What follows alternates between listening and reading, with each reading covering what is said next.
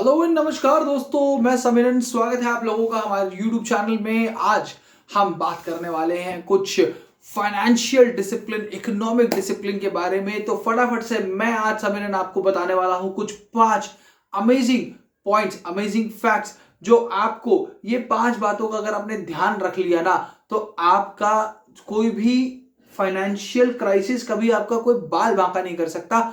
ये दावा है मेरा आप लोगों से। तो फटाफट से वीडियो शुरू करते हैं। वीडियो की शुरुआत में आप लोगों से एक ही रिक्वेस्ट मेरी हमेशा की तरह कि मेरे YouTube चैनल को जरूर सब्सक्राइब करें और बेल आइकन प्रेस करके नोटिफिकेशंस ऑन कर लें, ताकि आपको मेरी दी हुई सारी अपडेट्स टाइम से मिलती रहे। तो फटाफट से शुरू करते हैं।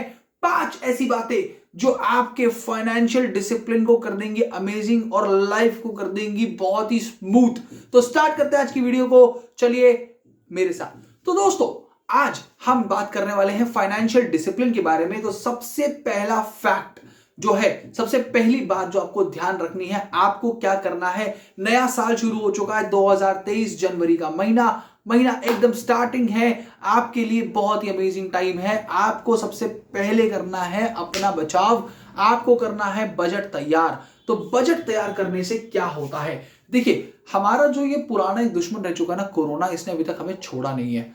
तो हमें इससे बचना है। ये है हमारे पैसों का दुश्मन। ये करता है हमारे पैसों का, परेशानियों का सबसे मूल जड़ है।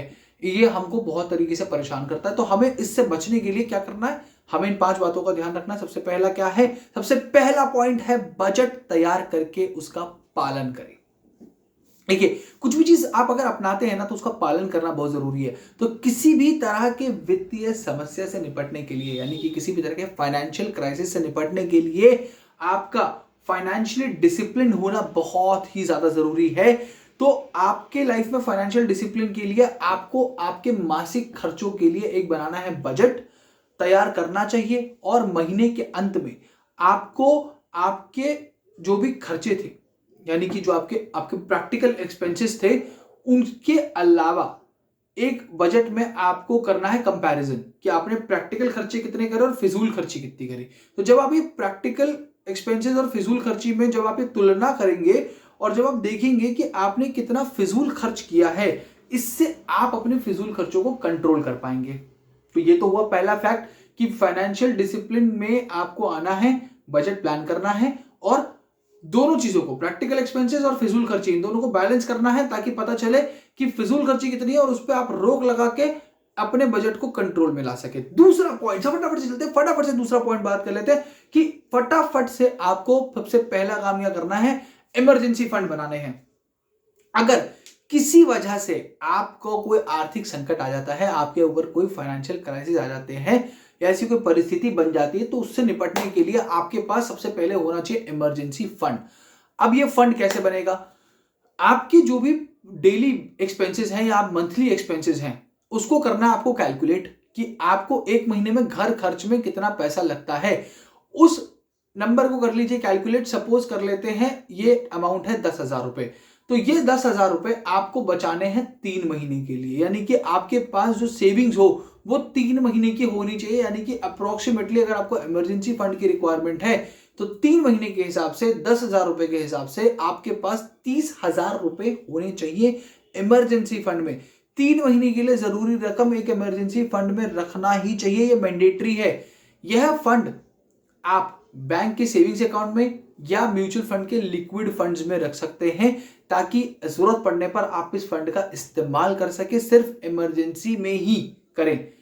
तीसरे फैक्ट पे चलेंगे, फटाफट से तीसरा फैक्ट डिस्कस कर लेते हैं। तीसरी जो इस बात का आपको खास ध्यान रखना है, वो है मेडिकल इंश्योरेंस। मेडिकल इंश्योरेंस आपको समय पर पर्याप्त मदद जो मिलती है, वो मेडिकल इंश्योरेंस से मिलती है। क्योंकि आर्थिक संकट, यानी कि फाइनेंशियल क्राइसिस अगर आ गया, ठीक है, आपके परिजनों पर अगर कोई मेडिकल समस्या आ गई, तो आप ये समझ लीजिए कि आपके परिजनों को और आपको कोई भी मेडिकल समस्या से, मेडिकल इमरजेंसी की स्थिति आ जाती है, तो उसमें हेल्थ इंश्योरेंस पॉलिसी आपको एकदम खड़े पैर आपकी हेल्प करने के लिए तैयार है। इसे आसानी से पार कर पाएंगे आप इस मेडिकल इमरजेंसी को।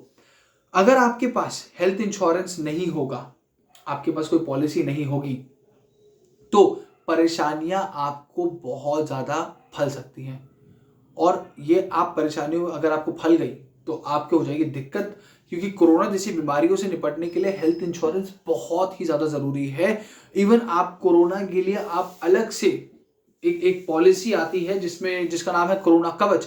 आप ये पॉलिसी भी ऐड ऑन कर सकते हैं, या आपके पास आप अपने health insurance medical advisor bank से आप कंफर्म करेंगे। बहुत सारी पॉलिसी की वेबसाइट्स है, health insurance policies, medical policies की बहुत सारी वेबसाइट है जहां पर आप जाके देख सकते हैं। और आज ही इस साल की शुरुआत में मैं समीरन आपसे रिक्वेस्ट करता हूं कि एक हेल्थ इंश्योरेंस पॉलिसी अगर आपने अभी तक नहीं ली है तो फटाफट से इस वीडियो को देखते ही सबसे पहला काम कीजिए कि एक हेल्थ इंश्योरेंस पॉलिसी अपने लिए बुक कर लीजिए। और साथ ही साथ मैं समीरन आपको ले चलता हूं चौथे फैक्ट पर, यानी कि चौथी पॉइंट पर, जहां पर आपको क्या करना है, मंथली इन्वेस्टमेंट करनी है। दोस्तों, हमने बहुत एडवर्टीजमेंट देखी है, म्यूचुअल फंड्स में इन्वेस्ट करें, एसआईपी करें, ग्रो करें अपना पैसा, अपने पैसों को मंथली इन्वेस्ट करें ताकि मंथली पैसा जो भी आपका सेव हो रहा है, जो कि बैंक में पड़ा है, वो किसी तरह से सिर्फ सेविंग्स में ना रह जाए। तो दोस्तों, आपको किसी भी तरह की परेशानियों से निपटने के लिए आपका जो मंथली इन्वेस्टमेंट है ये आपको बहुत हेल्प करता है। और ये सबसे बड़ा जो प्लस पॉइंट है इसके अंदर,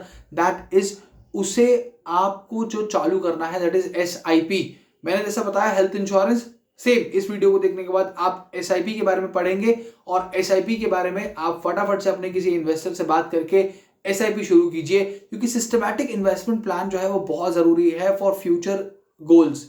अगर आप सोचते हैं कि आज से 5 साल बाद आपको गाड़ी लेनी है, तो उस गाड़ी को लेने के लिए आज अगर आप सिस्टमैटिकली पैसा सेव करेंगे तो 5 साल के अंदर अगर आप अपने लिए कोई सेडान बुक करना चाहते हैं तो मेरा वादा है उस सिस्टमैटिक इन्वेस्टमेंट प्लान से आप अपने लिए एसयूवी भी बुक कर सकते हैं। ये पावर है आपके सेविंग्स की और मनी कंट्रोल की। जो इन्वेस्टमेंट आप करेंगे उससे आपको जो बेनिफिट मिलेंगे। और इसी के साथ आज की वीडियो को एंड करने से पहले एक लास्ट और आखिरी बात, जो एक प्रो टिप मैं आपको देना चाहूंगा। तो प्रो टिप ये है कि दोस्तों, इस दौर में अभी हम लोग जिस परिस्थितियों से हम अभी निकल करके आए हैं, और कहीं ऐसा ना हो कि कोरोना जो है वो जिस तरह से बढ़ रहा है, जो भी हो रहा है, उसमें हम लोगों को दोबारा ऐसी सिचुएशन का सामना ना करना पड़े, तो आप इस समय अपने ऊपर जितनी हो सके लायबिलिटीज को कम रखिएगा। कर्ज जो है उसे लेने से बिल्कुल बचें। आप अगर कर्ज लेने से बचेंगे तो इस दौर में जितना हो सके उतना कर्ज लेने से बचना आपके लिए बहुत जरूरी है। अगर आप कोई कर्ज लेते हैं तो आपको उसे बाद में लौटाना भी पड़ेगा। ऐसे में आगे चलकर आपके लिए समस्या बन सकती है। इसके अलावा किश्तों पर भी, यानी कि ईएमआई जो है, हमें एसआईपी पे फोकस करना है, ईएमआई पे नहीं। अगर हम ईएमआई पे फोकस हो जाएंगे तो लाइफ सर्कल जो है वो खराब हो जाएगा। तो ईएमआई पर कोई भी सामान आप तब तक मत लीजिए जब तक वो सामान आपके लिए बहुत जरूरी ना हो। इन्वेस्ट करना जरूरी है, लाइबिलिटीज को मत बढ़ाइए। इन 5 बातों का ध्यान रखिए और मैं समीरन वादा करता हूं आप लोगों से कि आप मुझे, जब आप ये सब चीजें फॉलो करने लगेंगे और इससे जब आपको बेनिफिट मिलेगा, तो वापस आएंगे आप इस वीडियो पे और मुझे कमेंट्स में बताएंगे कि हाँ, मेरी बताई इन 5 बातों को जो आपने फॉलो किया, इससे आप लोगों को बहुत सारा फायदा हो रहा है। तो दोस्तों, ऐसे ही कुछ अमेजिंग फैक्ट्स मैं लेके आता रहूंगा आप लोगों के लिए, ऐसे ही कुछ फाइनेंशियल चीजों को लेकर और भी बहुत सारी चीजें मैं लेकर आता रहूंगा अपने इस यूट्यूब चैनल पर। तो आप जिसे भी ये वीडियो पसंद आई हो, लाइक जरूर कीजिएगा, अपने दोस्तों के साथ शेयर जरूर कीजिएगा, क्योंकि ये जो नॉलेज है ये मैं चाहता हूं कि ये सब तक पहुंचे। तो शेयर जरूर कीजिएगा और सब्सक्राइब तो आपने अभी तक कर ही लिया होगा मेरे चैनल को। तो थैंक यू सो मच इस वीडियो को देखने के लिए, और भी अमेजिंग वीडियोस में लाता रहूंगा। तब तक के लिए मैं समीरन आपसे विदा लेता हूं। नमस्कार, फिर मिलेंगे अगली वीडियो में बहुत जल्द।